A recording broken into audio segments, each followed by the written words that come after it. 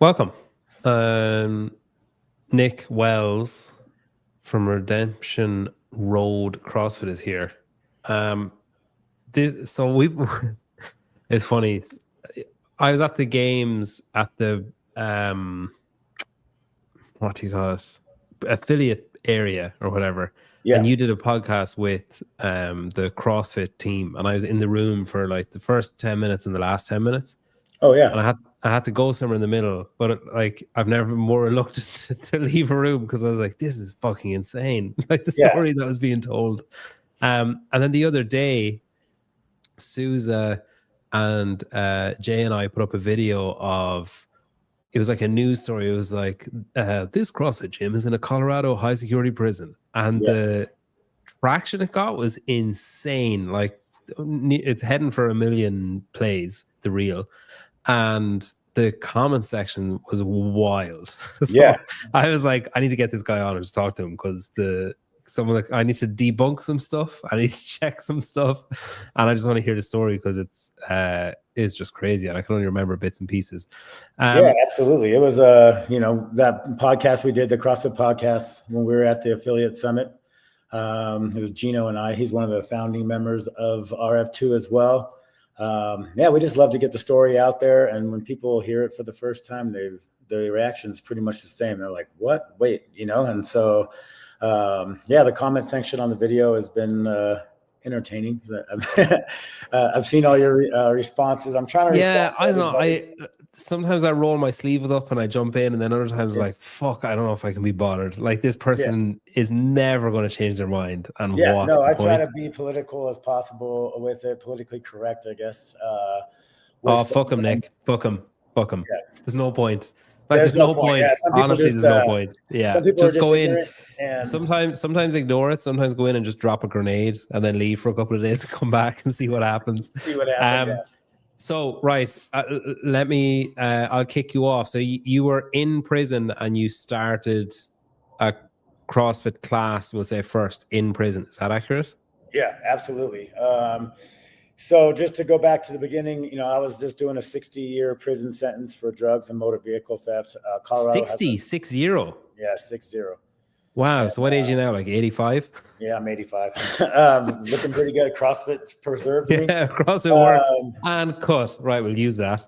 So, I was addicted to drugs the majority of my life, 14 to 28. I was addicted to drugs, and I did all the things that come with the drug addiction. I stole to support that habit.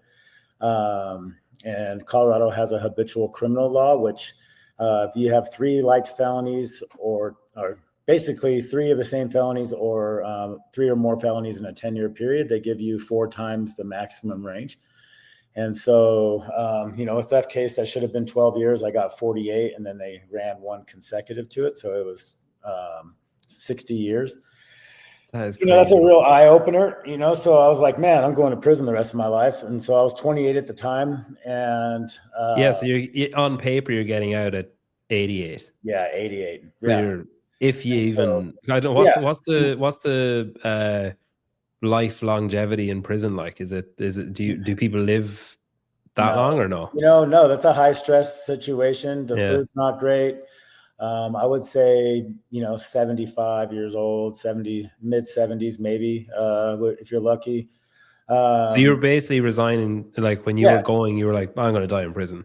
Yeah. So I came to that conclusion while I was still in the county jail. I was like, man, I had a ton of charges. I was, going to look at the rest of my life in prison. And so I had replaced the drug addiction with a food addiction. And I had wound up at like 400 pounds. And I came to this realization in my cell. I was like, man, I can't believe while in prison.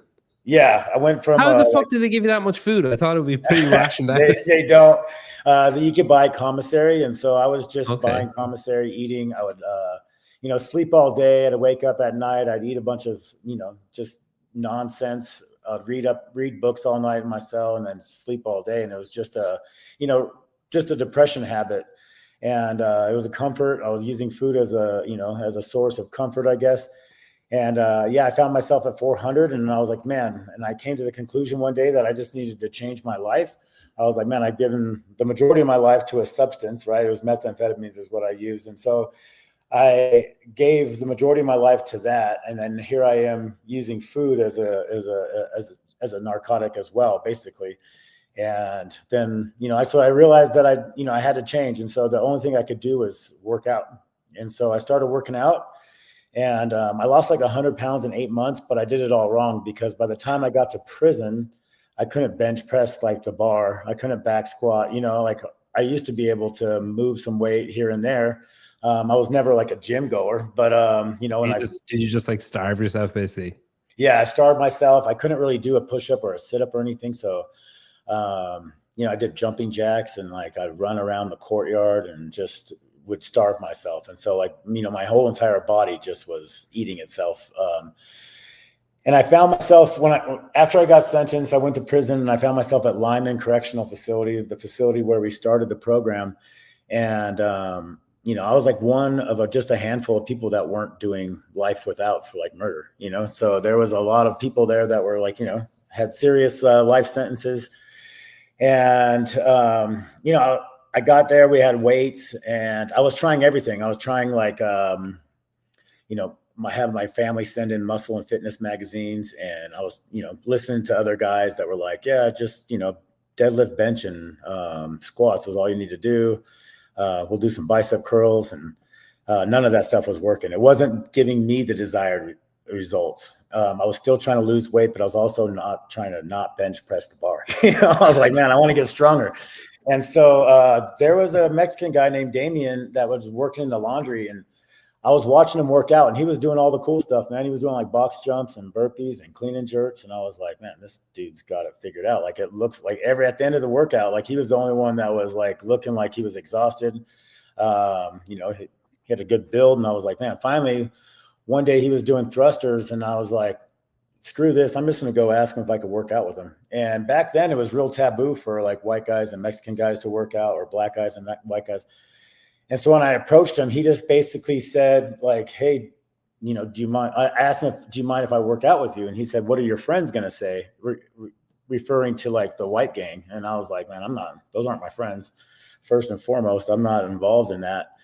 And I don't really care what they have to say. It's like, can I get in on this? And he was like, yeah, I don't mind. And so we did 50 thrusters for time, and it was miserable, man. It was like the most miserable thing I've ever done in my life. What an entry. Yeah. Yeah. We had metal weight, bent bars. Like I said, I had zero strength. So, the form was all off, but I didn't quit, man. I did it. And I was like, man, I'll be here tomorrow. And so we started working out, the two of us. That was about 2011.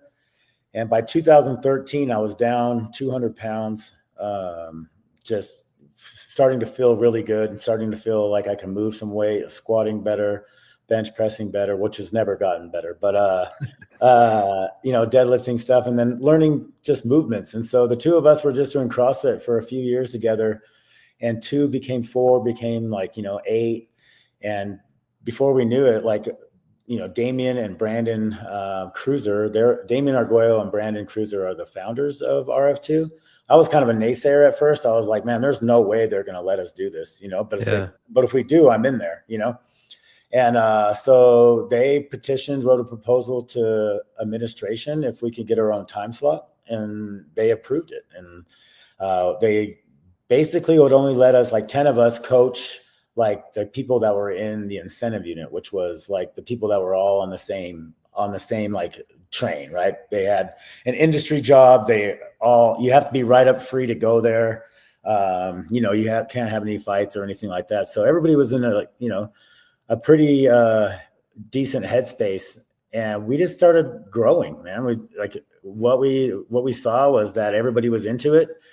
And we formed a nonprofit, Redemption Road Fitness Foundation, in order to get equipment donated to the facility. Like, you have to have a nonprofit donate it. You couldn't just have your mom show up with a rower. So we tried. we tried it all. Taking a massive cake with the rower. Yeah, here, son. I'm pulling out an assault bike. But we formed a nonprofit. We had a president of Redemption Road at the time. He was a Denver sergeant for the police department.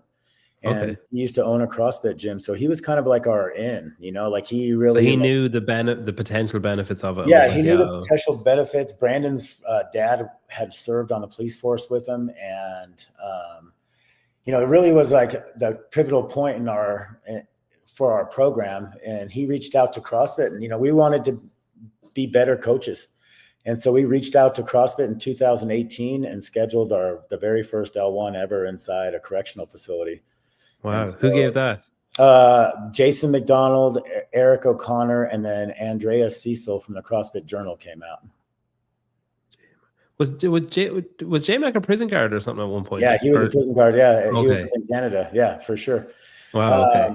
And so when they came in, they, you know, it was abundantly clear, like 10 minutes into our seminar, that we were all just CrossFitters. Like by the second day, they stayed for that first night and watched our class. We invited them. We're like, hey, you know, do you want to see what we are doing here? And they stayed for our class. And, you know, the next day they were just like, man, you guys have done it. Like, you guys have organically figured out CrossFit. None of you guys have ever been in a gym before, but this is exactly what it is. He's like, it's perfect. And what was the name of the guy that you trained with the first day? Damien Arguello. He's the co-founder. And how did he, if he hadn't been to an affiliate either, how did he discover it? He was just getting like tidbits here and there and kind of doing CrossFit just because he was just kind of making it up. Yeah, kind of making it up as he goes. And then I always tell this in podcasts, but we used to watch this show on PBS, like public television. It was on at 10 o'clock and it was a half-hour show, and we had rec at 10:30, right? And so we would watch it, and it was called The Fitness Truth. And it was a guy from Chattanooga, Tennessee, who had a little gym, and he would do like a whiteboard session, kind of demonstrate the movements. And then he would just kind of pan out and show everybody doing the workout. And then they would, like, you know, celebrate at the end, high fives. And man, we would write the workout down and just go do that. Yeah. We would just honestly just go do that. Yeah. And then we started getting Reps magazine in, and I remember it had Richard Froning on the top, and I was like, man, this guy has got it figured out. Like, this is the pinnacle of fitness here. And so they would have some workouts in there, and then we just started getting different magazines sent in. That's how, like, and then my mom went on that Fitness Truth Facebook page and would send off workouts to us, you know, just basically hero workouts, the benchmarks. And man, we just started, like, you know, programming our own. And what were other, so you said there was about 10 of you at the kind of when it started getting busy or whatever. Yeah. What was the reaction when it was starting to happen of either other prisoners or else the staff or the warden or whatever? Like, did anyone try and shut it down, or did anyone try and like ruin it, or like, you know, take from it? That's a very good question, man. So like during the early times, we had a really supportive programs major. He went on to become a warden, and rightly so. The guy is really progressive, and he thought outside the box, and he was like, why not do this? And so from the gate, we had administrative support, and a few of our 10 guys, well, one of them in particular, Trevor Jones, he had to go do a juvenile life sentence, and they changed the rules, and he had to go do a program. But that program was at a different facility. So he moved there and started it up. And just like at our facility, it just took off, right? The buy-in from the population was great. And what the DOC saw was that, you know, we broke down these political barriers, and like racial and gang, like the tension was gone. And like while we were in that gym, like no one cared what gang you were from. No one cared where you were at. And what about after though? So say like you're there. Yeah. Everyone's high-fiving each other, and then you, like, as soon as you go outside, they're like, fuck you. And then, like, so that's what we thought. When we expanded from that incentive unit, we started slow. We went to a medium custody unit. So we were all like, Lyman is traditionally like one of the most violent prisons in the state. It housed 2 different custody levels, medium and closed, which is like one step away from administrative segregation. And we thought just that when we expanded it to the general population medium units, we were nervous, but we randomly paired up some white supremacists with some like black gangs. And we're like, let's see how this goes. And randomly. Yeah. Randomly, it's not like you can pick them out by looking at them. Yeah, no. And so at first you could tell there was a little bit of attention, but then as the workout was going, they were like cheering each other on, and there was a little bit of like, hostility. But afterwards, man, yeah, they were high-fiving and cheering. And I remember vividly, like the next day, I saw two of them talking on the way to the chow, and I hurried up and got behind them, and I was like, hey, like what's going on? Thinking something, like, hey, all that in the gym is, not going to happen. But they were actually talking about how they could have done the workout better and strategizing. And so what we saw, like, it wasn't overnight, but like over a course of a few months, what we saw was they were practicing together. They would get the workouts, like, what are we doing? What are we going to be doing? And they were out there teaching each other cleans, like in front of the rest of their friends. And that's exactly what we wanted. We wanted to be able to like break down that political, like, lack of better phrase, like bullshit. And so it worked.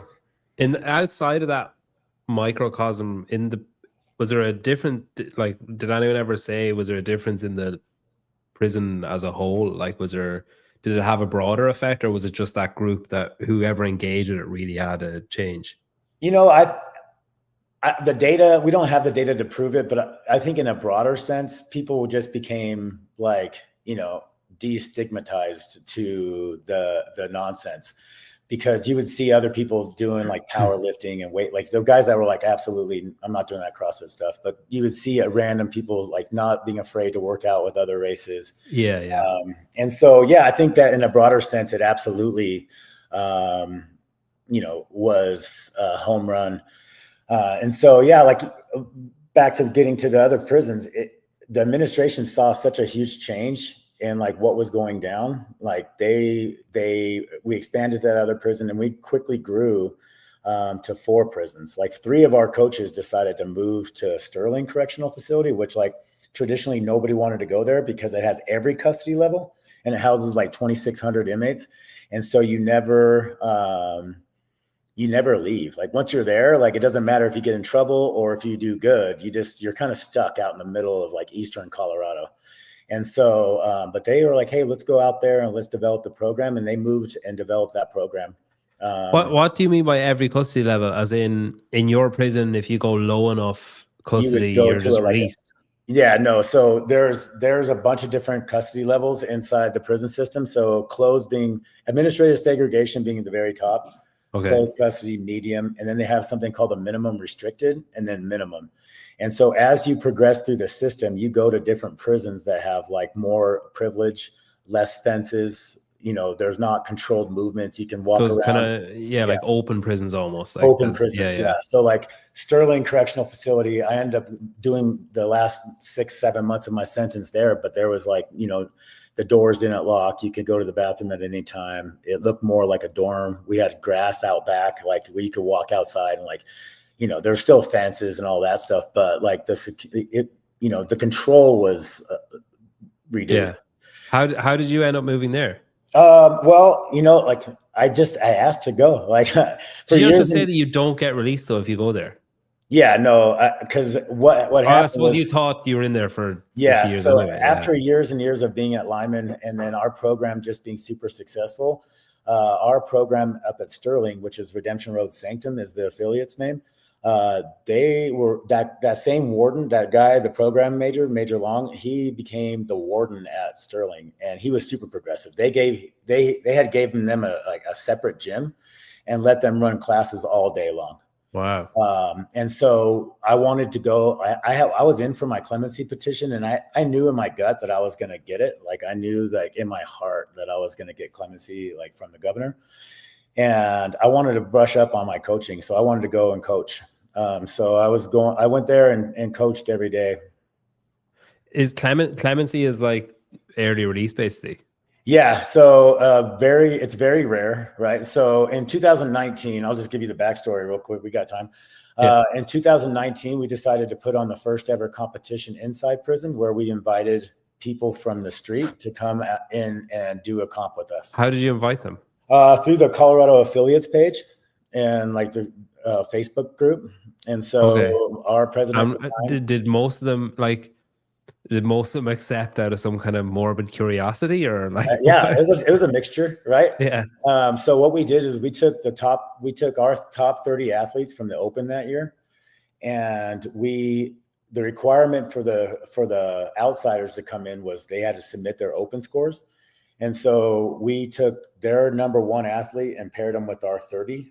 Okay, yeah. And we just did a scale, so it was even, right? And so I don't know if you know Ben Dzwowski from like WOD Prep. Yeah. So he was one of them, right? And so he came because he was like, I got to see what this is about. And I ran. So he was like their number one athlete, and then he got paired with our number 30. I was like a number 8 or 9 on our list, and I got randomly paired up with a lady named Violetta. And it was just like any other comp. We had 3 workouts and a floater, and so. Throughout the course of the day, I was just talking to her. We were doing pretty good in all the workouts, not like exceeding, but we won the floater. And I was like, hey, that was good. Like we got a, first place finish for sure. And then we ended up winning the comp. We ended up winning it. And so throughout that day, she had told me, right off the gate, she had told me, she was like, hey, look, I'm a defense attorney. And if we don't do anything today, see that lady over there? And I looked over at her and I was like, yeah, she's like, we have to beat her no matter what. She's a prosecutor. And I was like, all right. But she was paired up with my friend Pete, who just took 4th place at Wadapalooza this weekend. So, oh, wow, that's crazy. Yeah, I was like, well, we're going to have our hands full because that dude's an animal, And so, but we ended up winning. And then about a week later, I got a Christmas card from her. And then a week after that, she called up to the facility and was on the phone with my case manager. And she said that she is a professor of law at CU Boulder. And she just has it on her heart to get me out. And she talked to her students. And so if I was willing to take her on as my lawyer and write a clemency petition. And I was like, yeah, absolutely. Like I have no other option. Like, my appeals are exhausted. And this is my only shot. And I believed in her so much. And she believed in me, man. We wrote a successful clemency petition.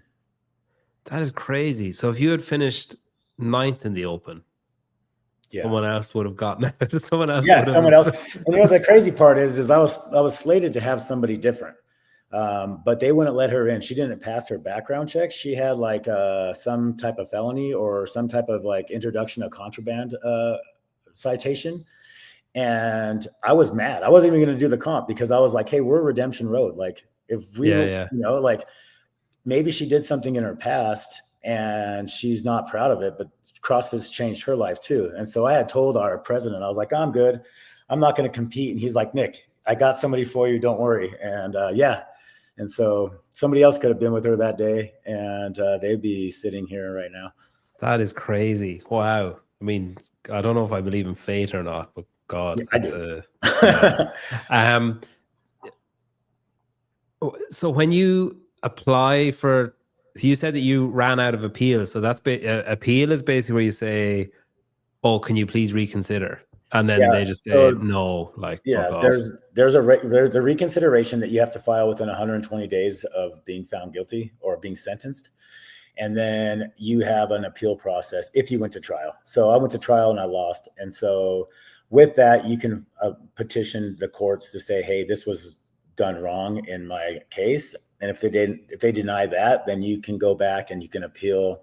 It's called the 35C, where you say your lawyer didn't represent you adequately enough, and here's the reasons why. And so it's in a process. It's it's in our Constitution. So I followed all those things. I had won my appeal in one aspect. I got my 60-year sentence down to a 48-year sentence. Woohoo! Yeah, yeah. It changed a lot for me, and I was like, "Hey, 12 years is 12 years," and so, I was happy on that. But that was like all I had coming, which still put me out. Like, I still had a 48. Was he? Yeah. Are appeals rare? Like, as in, is that 12 years being taken off rare, or is it are they kind of like, I mean, he's in here for so long anyway. What difference does it make? He's not still on drugs, so at least that. Yeah, no, appeals are very rare, and the appeal process is very stringent. And it's stacked against the offender, right? It's stacked against the person. And I actually work for an organization called the Alternate Defense Council now. And I do a lot of work trying to change that appeal process, because there's like a 13-point checklist if you just to apply for it, that if you meet any one of those 13 criterias, like it's denied immediately. And what's that like? Is it as small as like you got in a fight, or like what? No, it's like you worded something wrong. They deny it for being excessive. So if you put too much in it, then it's excessive. But if you put, he said please 4 times. Yeah, no, like your arguments, like you say, like, hey, this is wrong, this is wrong, this is wrong. They'll say it's excessive, and then that you're just like basically throwing, your hand in. And then if you don't put enough in there, you can't come back, and you do win, you can't come back and file for that reason later. So It's like a catch-22 almost. And so, there's a lot of like little details. And so I work closely with some folks now trying to change those processes. That's crazy. So you applied for clemency, and is clemency just release you're applying for? Yeah. Or is it another, so, like, can you shorten my sentence? Yeah, you're asking the governor to basically commute you, to release you, but he has the discretion to do whatever he wants, right? Or she, whatever state you're in. And how long had you left at this stage? How long I had what? How long had you remaining on your sentence? Till like 2039. So this was 2020. So another 19 years ago. And that's pretty rare, I bet, is it? Yeah, like that no, it's much pretty rare. Yeah. And so out of the 120 applicants that year, well, there was like 700 applicants, 120 made it past like the review board. So they got to the governor's desk, basically. They got to the governor's desk, and only 3 of us were issued it that year. And one of them was just a case, like a no-brainer, like it was going to happen no matter what. And so, was your clemency application or letter or whatever, was it centered on the CrossFit, like what you had done, and the fact that like I haven't hit anyone, I haven't been doing drugs, I haven't, etc., that kind of stuff? We had a 3-part thing to it. So it was basically, my childhood growing up, all the stuff that I had done, addiction, my drug addiction that was never addressed like early on, like in my juvenile cases and everything else that I had done. And then, CrossFit being this incredible program that's changing lives, but also was part of a program called the Mental Health Peer Assistant, where we took training to be like the mental health first aid for our fellow inmates. And so, like, if someone was going through it, they're suicidal, they lost their family member, we would go talk to them, because getting into a mental health professional right away is not going to happen. It's going to be weeks before you see somebody. And so we know like the crucial timing is like the first couple, really the first like hour of a mental health breakdown. Like if you can talk to somebody, you could probably get through it. And so with that combined, and then I was down for 14 years and I never got a write-up. I paid like over $20,000 in my restitution by the job I had inside prison. I was sewing in the garment factory, and I was able to pay, a lot of my restitution down. I never got in any trouble whatsoever, no drugs, no alcohol. And, we used that. And then the third part was grossly over sentenced. We compared people that were sentenced out of the same county jail or the same judicial district that were getting less, 12, 20 years less than me for, second degree homicide. And so, we used those. We had, about 10 examples of how, like, I'm sentenced here, and these people that were, violent offenders were here. And so we used all 3 of those, and the governor agreed. He said that, and today, when I was sentenced, that that political climate just was what they were doing. They were grossly over sentencing nonviolent offenders. And if I would have been sentenced, realistically in 2021 to that case, or 2022 when I got out, I probably would have got like 12 to 16 years instead of the 60. So it's just a small difference. Yeah, it's a small difference. Wow, that's nuts. And what happened? So I'm going way back now, sorry, but when did you say you got arrested for the last time you got arrested for burglary? Is that what you said, for stealing stuff? And what did you get caught in the act? No, I had never got caught in the act, but I was just committing burglaries and stealing cars. And they knew who it was, they just were trying. I would get in trouble, I'd get out. And I just was so addicted to drugs that I would just continue down that same pattern. So like the detectives knew who it was, and then they finally, they didn't catch up with me. I had warrants out for my arrest, and I was, they finally caught up with me there. I wasn't ever caught in the act of a burglary or stealing a car, but and what did you say? 26? Is that what you said? 24? 28. 28. And were you living at home, or where were you? I had my own place. I had an apartment here in Colorado Springs, and just living. How did you maintain that? Like, how did you? Because like, if you're that addicted to drugs that you're stealing cars and shit, how did you maintain? I had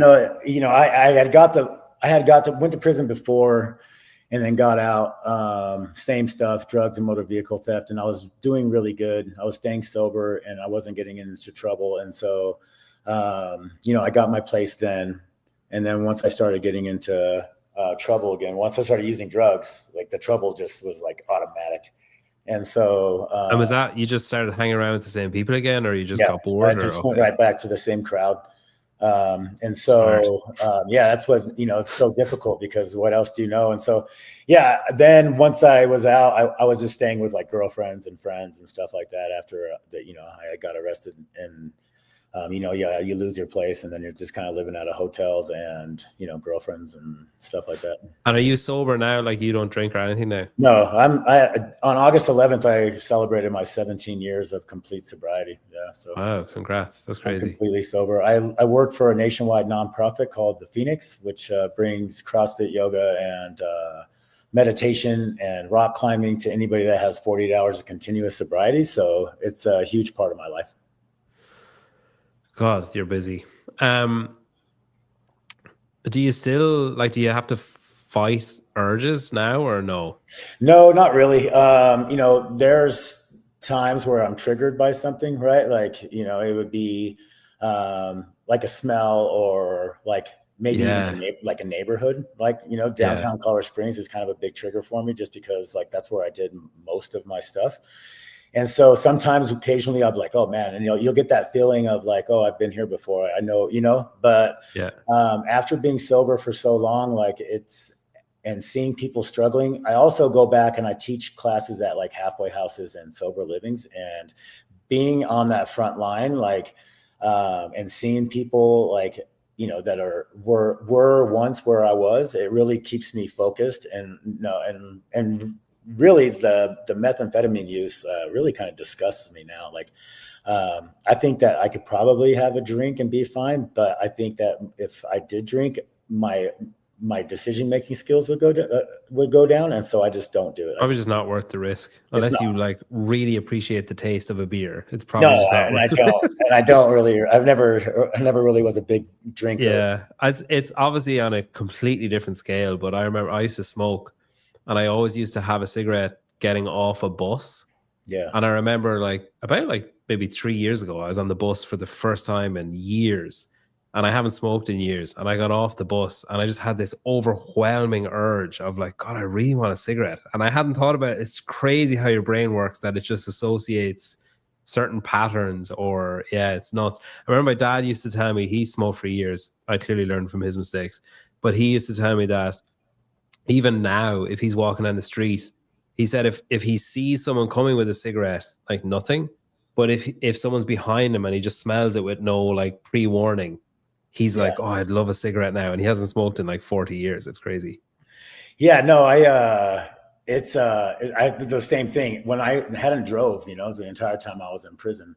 And, I used to always light a cigarette every time I drove. And so when I first got my driver's license back, as soon as I got in the car, I went like this and I like reached for my pocket. Yeah. You know what I mean? Out of pure habit, which is, after 14 years, I was like weird, and then bizarre. A friend of mine smoked cigarettes, and the first time in the morning, if I'm with him and he lights up a cigarette, that first initial like lighting of it, like I'm like, man, that smells good. But then the second drag in, I'm like, that's disgusting, bro. You should probably quit, The very initial smell always smells nice, and then the rest it smells like dog shit. Yeah, so I'm really glad that I don't smoke cigarettes anymore. I'm a 1,400. How many years is that?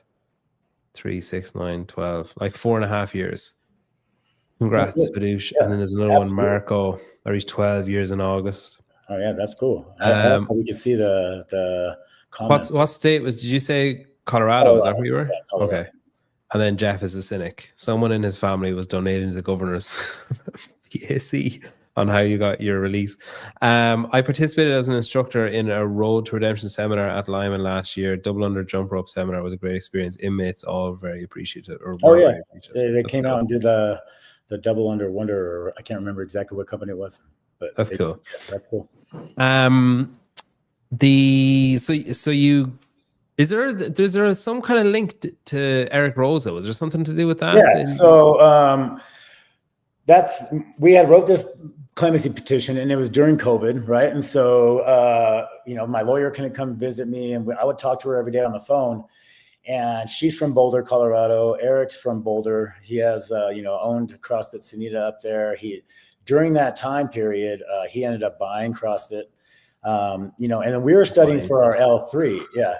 And so when we were studying for our L3, everything's on video, and so I called my mom and I was like, hey, I need you to do me a favor. Will you email CrossFit and see if they can put everything on a PDF for us, and so we can print it out and so we can have study material, and maybe we can get the DVDs. I got it cleared through the facility if we can get all the videos on DVD and send them in so we can watch them on DVD. That's like, archaic technology, but that's all we had.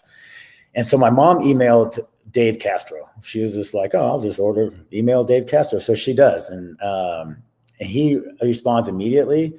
And, Nicole Carroll sends my mom all the information right away. She's like, yeah, absolutely. We're 100% supportive. And my mom was so excited that they responded immediately and did that for her. She just sent back my clemency petition to Dave. While you're here. Yeah. While you're here, will you go ahead and read this? And instead of Dave calling my mom back, but it was like 30 minutes later, Eric Rosa called her and was like, hey, I just read your son's clemency petition, and it's just absolutely impacted my life. I do not know the governor, but I do know Phil Weiser, who's the attorney general. And so he had made a call to the attorney general on my behalf. And then we scheduled an event. He wanted to come out and meet me and see our program. So we orchestrated where he would come out to Lyman Correctional Facility, and he did that in the beginning of August of 2021. And it was such a huge deal that like all the directors of prisons came. And so we're talking with them about expanding and how we can, better support the program. At this point, we were already in a bunch of facilities, and just to have the head of CrossFit come out to the facility, like really solidified our program, and so it was cool. I got to meet him. We got to work out with him, hang out. And then he was like, man, if you get out, like just hit me up immediately. And so I did. I hit him up immediately, and I went and worked out with him up in Boulder, and went out to breakfast, and we're in contact quite often. And then when Don took over, he did an introduction. And so I did a Zoom call with Don right away. And I see him like pretty regularly every year because I'm at the games, at the nonprofit mixers. And then I'm always at the adaptive games as well because I coach adaptive athletes. And so I get to see him quite a bit. That's cool. Yeah, I think it was a turning point in when you have a political figure like the attorney general pushing for you, and then somebody is like, with Eric's reputation also co-signing for me, it was tremendous. That's great. So you got out, what year did you say? 2019? 20, holy shit. Right. Okay. So quite recently. Yeah. It took 2 years. It took almost 2 years for my clemency petition process to go through. Wow. So you applied. God, that is so slow. It is. That is crazy. So it's hard that has to be difficult mentally to apply for something. And there's all that like giddiness and excitement about applying, and like, I think we've nailed this and this is going great and whatever. And then you're just every day just being like, nope, still nothing. Still nothing. Yeah. So those last 2 years, you hit the nail on the head. Those last 2 years were the hardest 2 years of my entire sentence. Like they went by the slowest. Every time the phone would ring when I was at work, And they would come get me, but I was working with the warden on doing a lot of stuff. And so they're like, oh, hey, go to the warden's office. I'm like, oh, this is it. And I get up there and he's like, oh man, let's just do this, this, and that. And I'm like, oh man, and so like every day I was like a letdown, and every day I would call home and I would say, hey, did you hear anything? And my mom's like, she's getting worried. And then I believed it wholeheartedly, but then I could tell in my lawyer's voice sometimes, like she was like, like, Nick, you got to prepare yourself for not getting it, And they were mentally like two of the most draining years of my life. Like the anxiety and like the what if I don't get it? What if I get it? It turned into like 2 years, very slow 2 years. The process was great. Like the process of like, really, it was hard just to rewrite my entire childhood and my life story and put it into a comprehensive like petition. Because we didn't want to seem like, we're not, hey, it's just another person applying here. Like I wanted like to give him some emphasis, like, hey, like really have changed my life around. And so it was just difficult. But and then after I was told, I moved to that Sterling Correctional Facility December 17th. And I got clemency December 30th. So 14 days later, 2 weeks later, I got a Zoom call. This case manager came by my cell. And he generally signs off around Christmas. And so when Christmas came and went, I was like, oh man, we have another year of this. And I kind of resided to that. But it was like the day before New Year's Eve. And this case manager came by. She's like, hey, I need you in full greens in my office at 1:00 for a Zoom meeting with the governor. And I was like, man, I remember jumping off the top bunk and looking at my friend Jesse. And I was like, bro, they're going to deny me, And he was like, bro, you're an idiot. They don't deny you over Zoom, And I just like, I started crying. I was like, man, you're right. And I went into that office and there was a bunch of people I never even seen or heard, but I've seen their names, like the lawyers for the governor. And it was kind of surreal. I just kind of listened to them tell me that they're really proud of me and that they're accepting my commute. And what they did was they made me parole eligible like immediately. And so instead of like just releasing me, they wanted me, since I had so many felonies and like a life of criminal history, they wanted me to do parole. And so I had to see parole, and now it's up to the parole board if they're going to let me out or not. And so, but I remember coming out of that room. Were you deflated then with that? No, I was elated. Like I was like, there's no way they're not, I still have that same exact like, ambition and like I don't know if it was like confidence in it.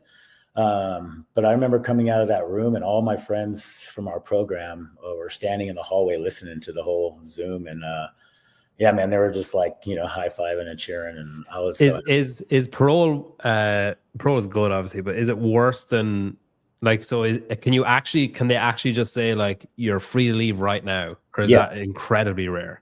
That's pretty rare. But is parole the usual path? Like, okay, no, I think that parole is like the usual path now. Like, I don't want to say I'm like the catalyst for it, but like they had let people out the year before. One of my friends, Rick, was released, and he was just released 20 days later, And so my process took from December 30th to May 10th of the following year. It was a long process, man.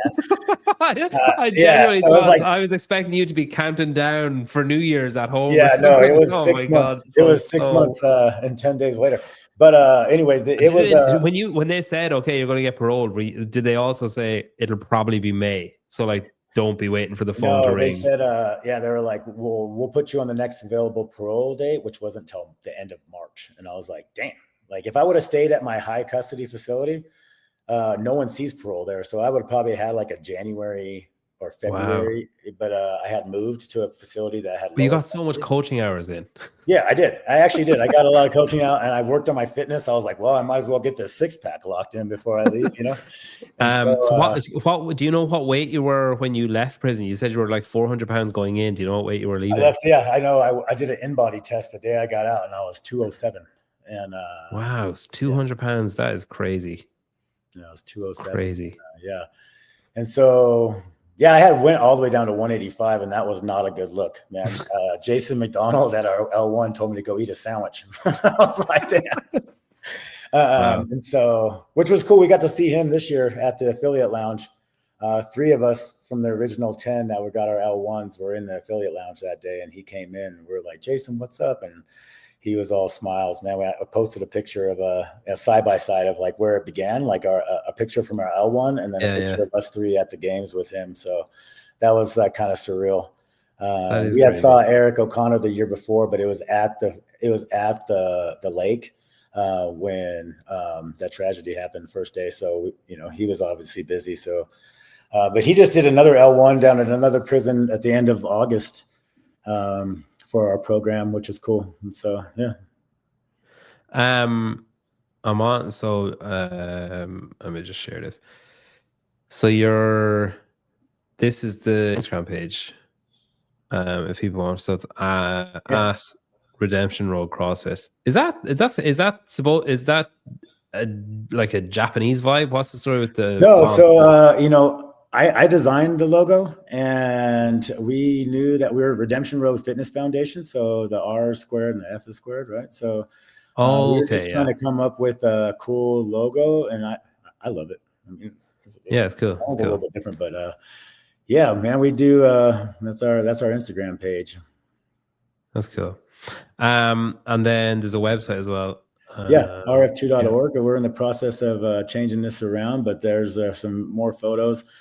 We also just added a link on there, which we're really trying to push this year at the games for our Reps for Redemption, which is, if you want to do, you want to host a team WOD, like we're 100% supported by in-kind donations. And so we don't have any grants or funding coming, or state funding. So we found, like, we do an annual WOD Fest competition, which generates a couple $1,000s or more, but it's a lot to put on a comp. But we found if we just get gyms and affiliates across the country, or we started here, but like I'd host a competition and the proceeds. It's like a Saturday team WOD, and we have a workout that we have written out. And we can send like information, like, a little short video.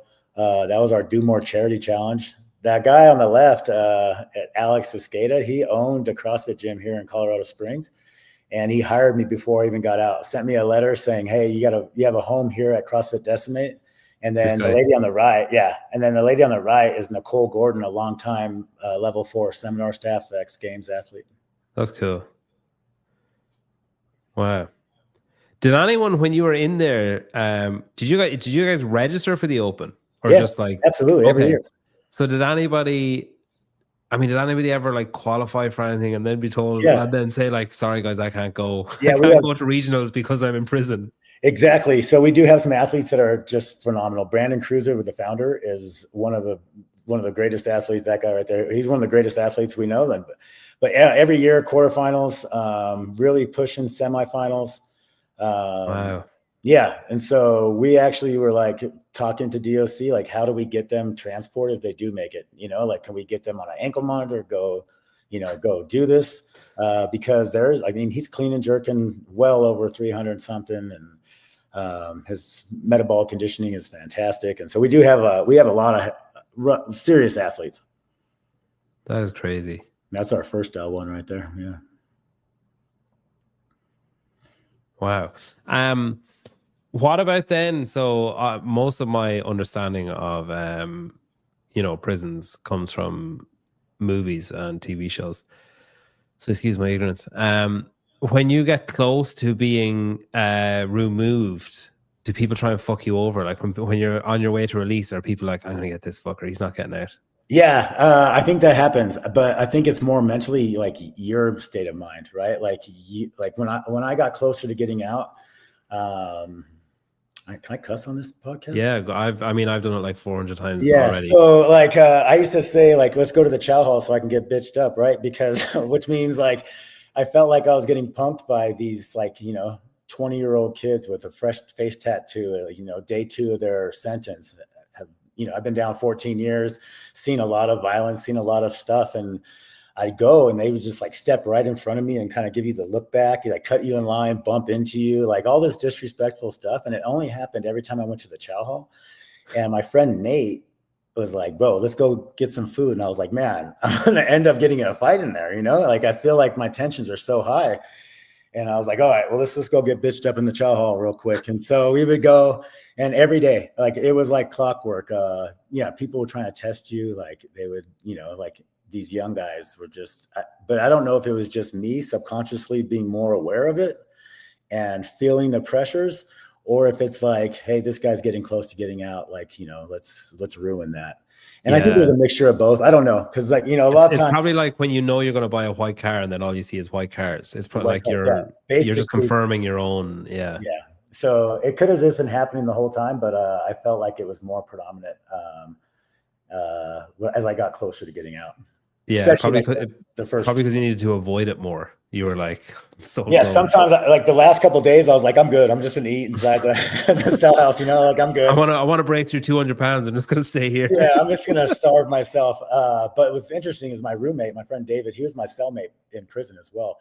And he just recently got out back in July, but he called me and he was like, bro, how'd you get through these last couple of days? I was like, just keep your head down, keep on trucking, And he was like, all right. He's like, yeah, I feel like everybody's against me. And I was like, it's a thing, it's you're stressed to the max. I hadn't been free in 14 years. And I was like, man, everything's different. I know everything's different, but as I got out, I was in for like a world of change, smartphones, smartwatches. Jeez, yeah, I never thought about it. Yeah, I went to a gas station just to get water, and I was like, man, and I walked in there and there was just a million options and I kind of froze and I was like, fuck, what am I going to buy? And I ended up buying. So I just stole some stuff and left. Yeah, I just stole some shit. I was like, oh, I know what to do. And so, I had my niece, she was like 6 when I went into prison. So she, is an adult now and has her own baby, but she came and got me with my mom and she was just walking me through it. She's like, man, don't get that one. It's, it's just because it's in a fancy bottle doesn't mean it's any different than this one. And so, kind of walked me through my cell phone. And it was a process, man. It was, I got overwhelmed over a belt. Like my girlfriend at the time, she gave me this belt and it was different than any belt I had ever had. Like it didn't have like a latch and I kept on just pulling it tighter and tighter. And I remember freaking out downstairs and I was like trying to get her attention because she was talking to my mom and my aunt and I didn't want to see them that I was freaking the F out, dude. Like I was like damn near in tears. I didn't know what to do. And it's a belt, and I was like, just give me a knife, give me something, like, I don't know what to do. Like just cut this thing off me. And I kept on just cinching it tighter. And, I had a little clip underneath it that I couldn't see that she was like, just calm down. Oh, I know the type of one. It's like a metal. Yeah. You slide the thing back to the root. Yeah. I still don't wear it. Like look at that belt and it's a good reminder of like, hey, you know your place in life. This belt can mix you. And so how long did that last? Like can you remember a day where you woke up and it was just a normal day? Like even now, after I got off parole, after a year and a half or almost 21 months of being on parole, really hit me hard. Like I was like, man, I'm free for the first time since like the age of 13. I don't have to report to anybody. And like my mental health took a hit, man. Like I was, super busy. I was managing 2 different gyms. I was doing all the things. I had this job.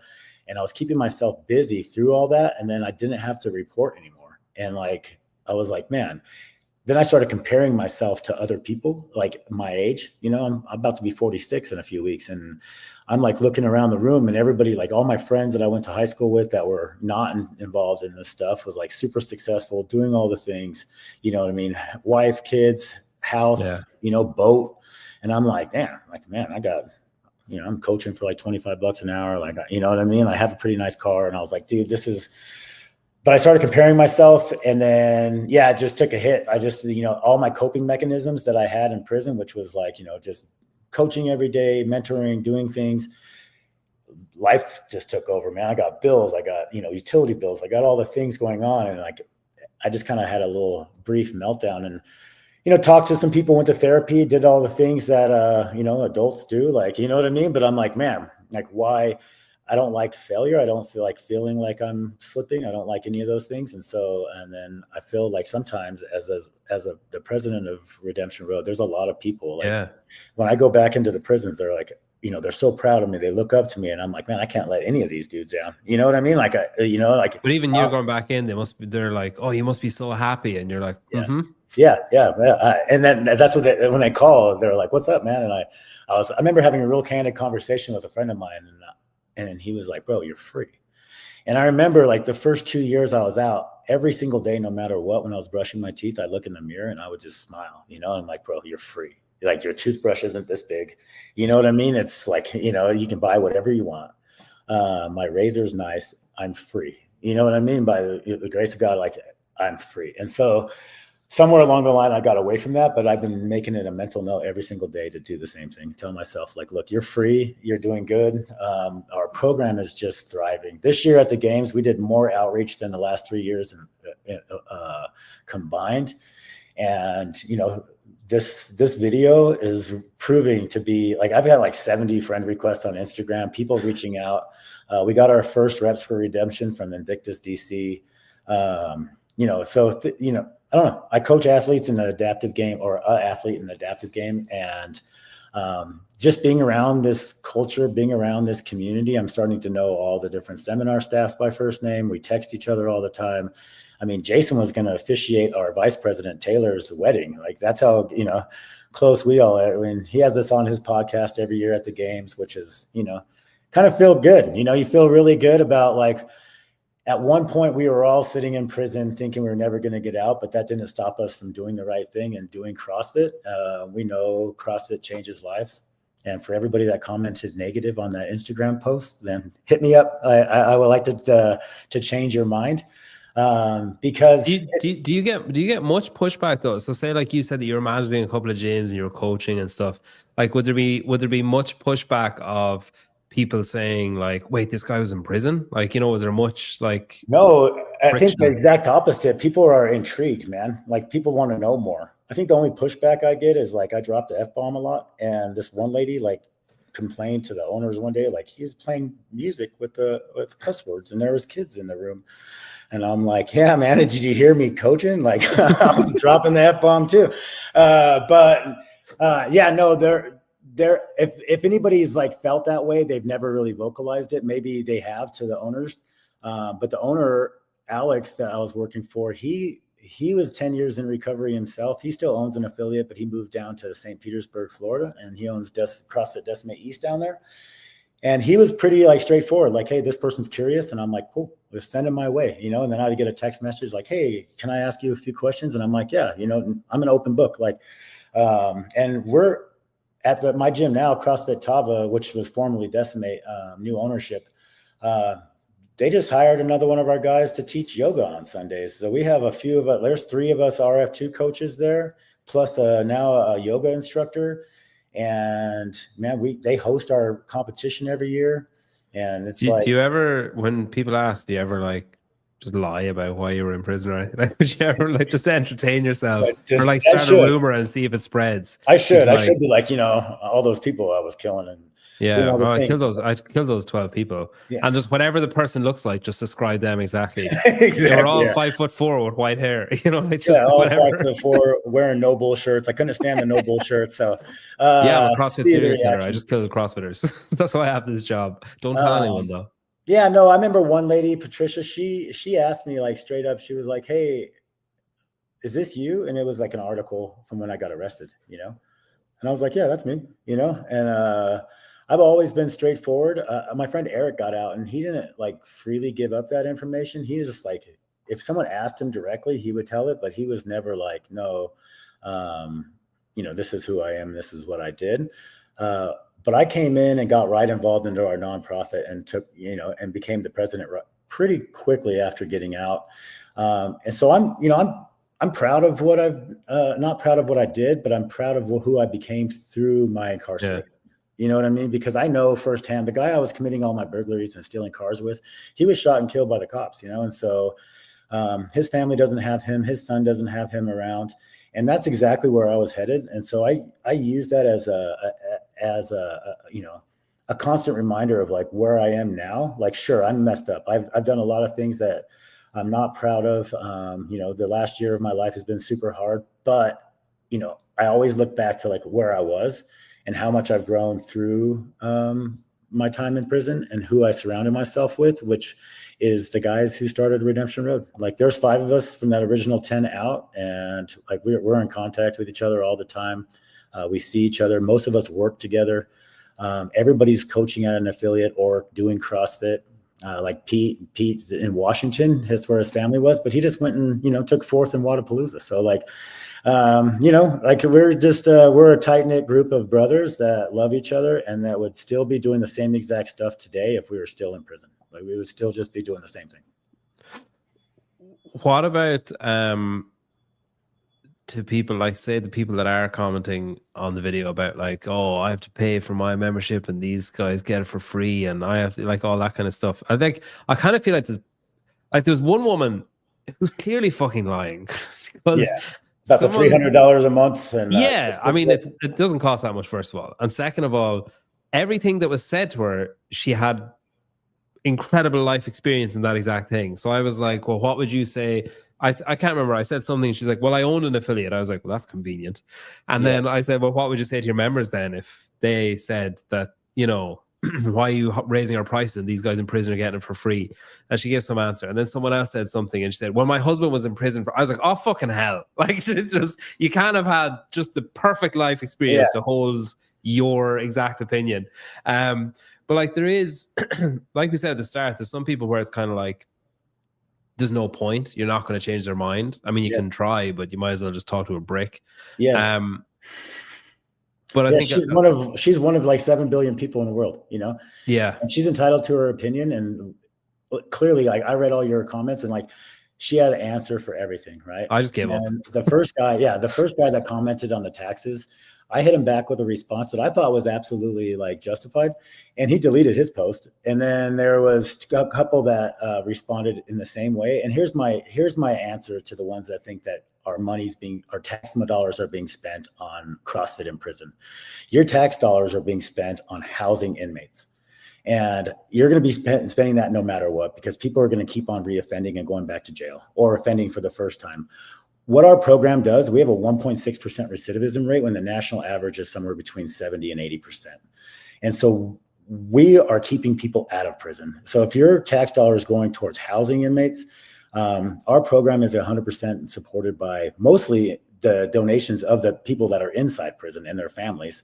But in-kind donations, we do comps and we buy them equipment, we get them educated, but the people aren't going back to prison. So in all reality, we are helping your bottom line, right? Like your tax dollars aren't going back towards CrossFit in prison. Our CrossFit in prison is keeping you from paying for another person being housed.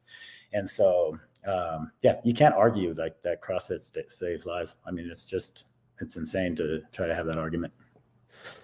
The comment section is probably, if you go to my page, it's probably the easiest to find. It's like 4 videos back. It's like a news report of like, this is a Colorado high whatever. Yeah, that was the news. That was an article that from CBS 4 local Denver station came out and filmed us in 2018.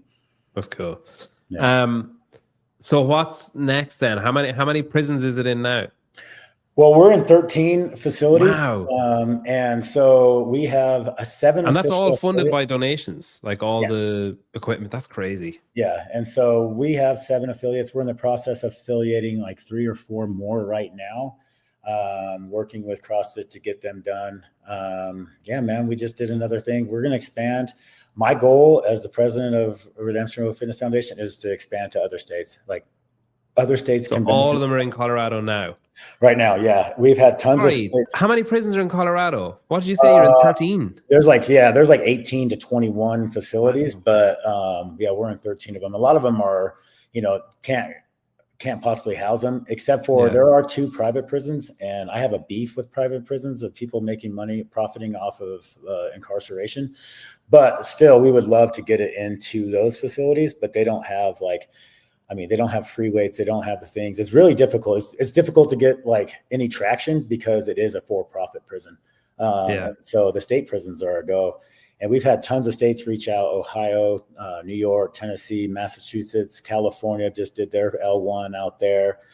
Arizona, we had a board meeting last night, and some people from Arizona are super interested in us coming down there. And so, that's my goal. My goal is to be in every state, really. That's cool. That is cool. So how many employees are they, say with Redemption Road? As in how many? We have no employee. Well, none of us take a salary. We all have full-time jobs and we do other things. But we have, I think, 7 people on our board. Wow. That's nuts So, that none of you just, take anything. yeah, it's me, Taylor. I'm the president. Taylor is the vice president. Taylor Doucette, he's a great kid, man. Just absolutely go-getter. Trevor Jones, one of our original guys, is on it. We have Claire Reese, who is a member at my gym. She's like 70 years old. She just got her L1. She always thinks she can't do stuff, but she's deadlifting double her body weight and doing strict pull-ups times. And we have Liz, who is she's a doctor. She's a retired doctor. She had her own private practice. She just loves our program. We also have Michelle Apodaca, who just became, her husband's in one of the facilities, and she just wanted to give back, and she just turned into be the biggest shining star on our board. She does everything. She's our director of affiliate. She's now our accountant because Audrey stepped down after about 6 years of running it. And so, man, we got a rock solid team. I think the team that we have in place right now, not to discredit anybody that's been before us, but we fire on all cylinders, and everybody's got their own niche. And I think that with this group, we can really excel and move it to greatness. Someone asked, did you become religious when you were in prison, or were you religious already, or no? So I grew up, my mom worked for churches my entire life, so I was born and raised a Christian. Obviously when I was 14, I started deviating from that. I did a lot of drugs and I did a lot of crime. But when I was in my cell and I was thinking about, like, I had given my entire life to an inanimate object where, like, I used to be Christ-centered and I used to do these things. So I went back to that long before Redemption Road. But the 10 of us that started a Redemption Road, like, we all were, like, we went to church together all the time. We studied together. We taught Bible studies. We hung out together. So it was a lot of mentorship. And when I look at my close friends and, like, the 10 original founders, yeah, we're all brothers in Christ. And so, yeah, I didn't find it in prison, but I definitely rekindled it. And I was rebaptized in 2019.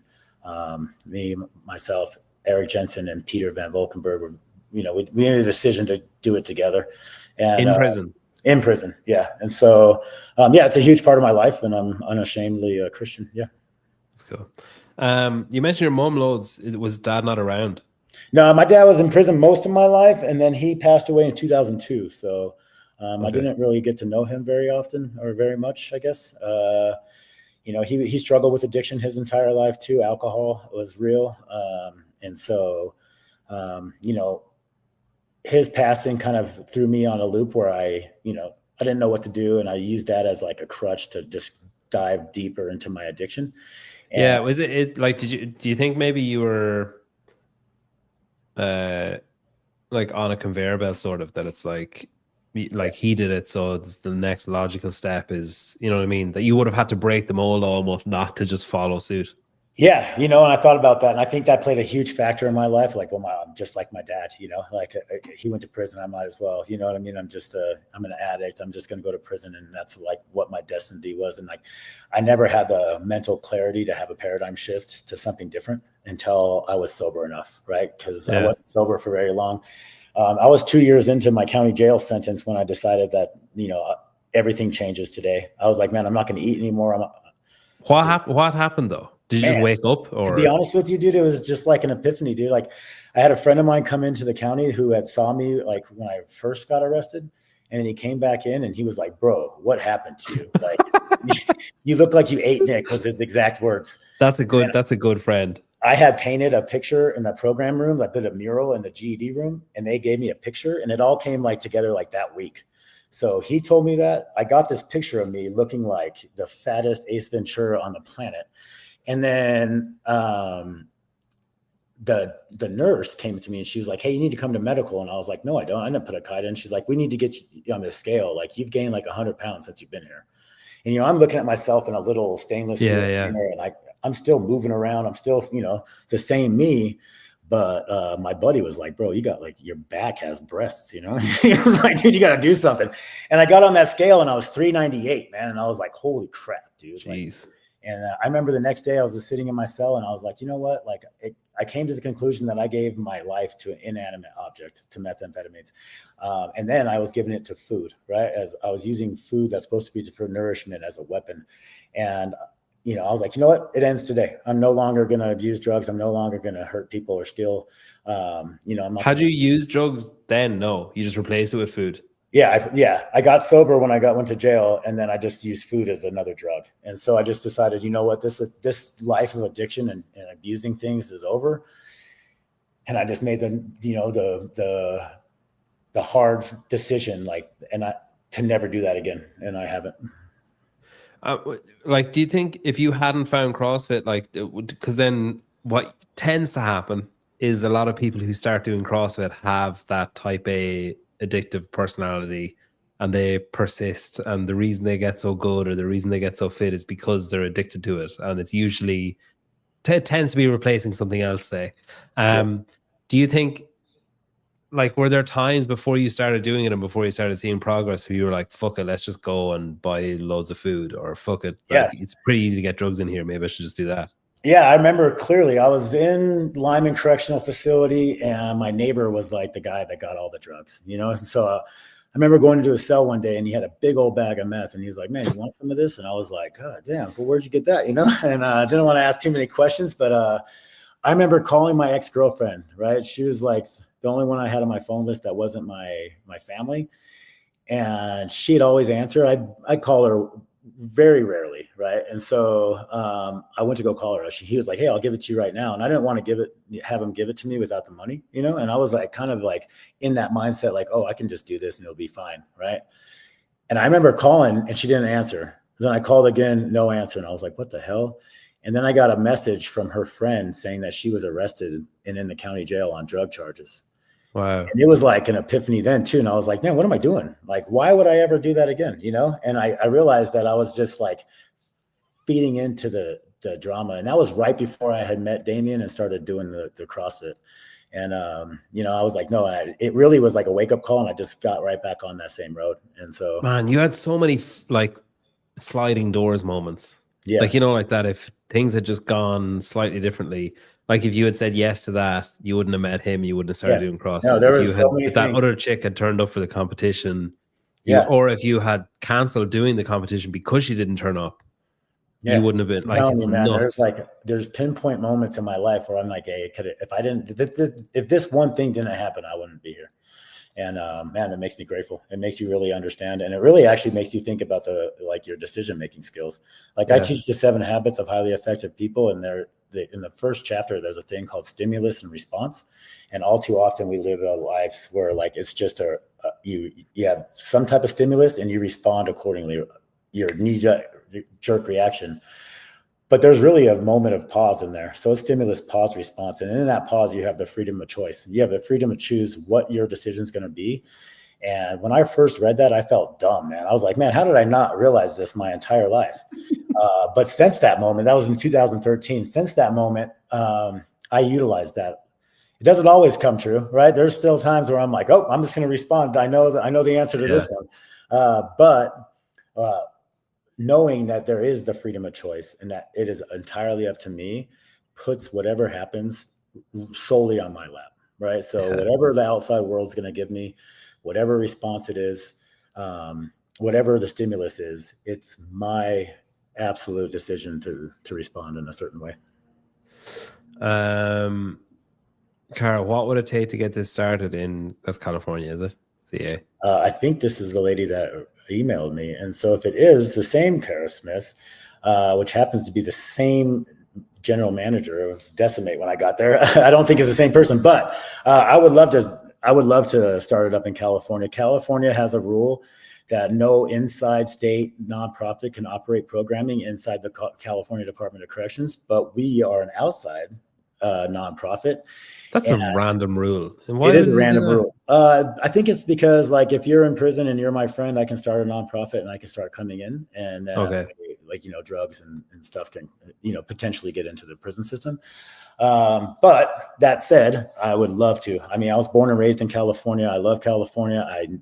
I see the tremendous gains that they are doing in that state, and they would be perfect. They're about to do an L1, I think, at San Quentin. And I've reached out to some captains and majors and programs people there. Hopefully we can get the response. My goal would be to absolutely institute Redemption Road in California. Would you ever go for like red shirt? Would you ever try and be seminar? Absolutely. That's actually the goal. It's been a goal of mine since the beginning. I've taught those lectures through and through. I've sat through, I think 8 or 9 level 1s. Like the what is fitness? You're hard pressed to beat me in that lecture. I guarantee it.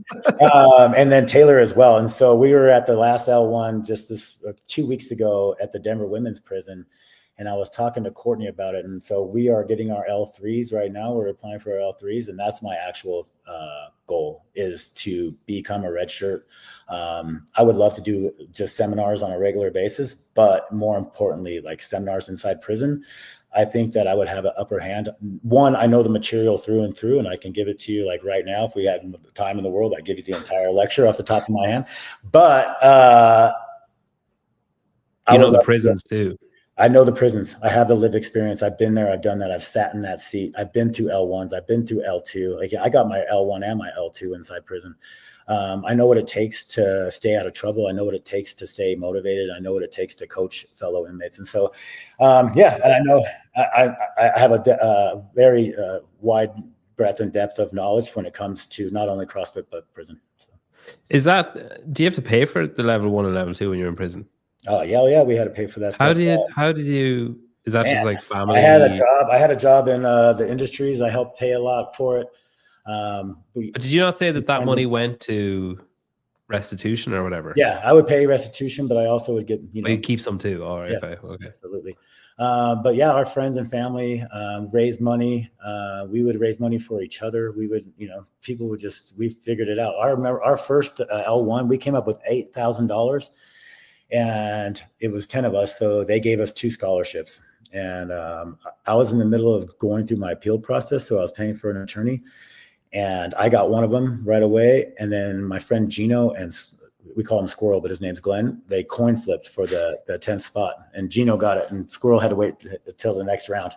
And then the second seminar we did, second seminar, L1, we raised all the money. L2s, we raised all the money. And then CrossFit started giving us some scholarships. And we've worked out deals with CrossFit for scholarships.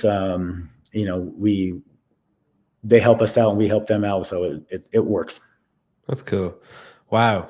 It's quite a crazy story. Yeah, I think Vidusha is right. Nick's such an inspiration. I could run through a wall right now. I mean, don't do that, but metaphorically, it's fine.